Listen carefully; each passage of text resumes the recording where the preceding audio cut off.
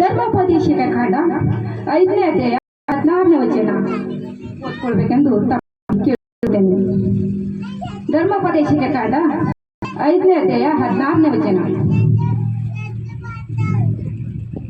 ಧರ್ಮೋಪದೇಶಕ ಕಾಂಡ 5ನೇ ಅಧ್ಯಾಯ 16ನೇ ವಚನ. 5:16. ಧರ್ಮೋಪದೇಶಕ ಕಾಂಡ 5:16. ನಿನ್ನ ದೇವರಾದ ಯೆಹೋವನನ್ನು ಆಜ್ಞಾಪಿಸಿದಂತೆ ನಿನ್ನ ತಂದೆ ತಾಯಿಗಳನ್ನು ಸನ್ಮಾನಿಸಬೇಕು.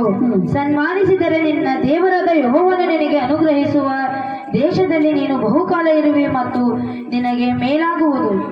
ತಂದೆ ತಾಯಿಗಳನ್ನು ಸನ್ಮಾನಿಸ್ಬೇಕಂತ, ಪ್ರೀತಿಸ್ಬೇಕಂತ, ಗೌರವಿಸ್ಬೇಕಂತ, ಅವ್ರಿಗೆ ಒಳ್ಳೆ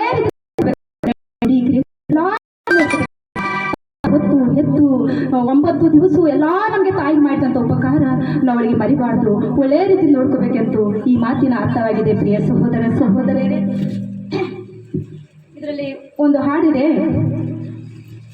ಯೇಸು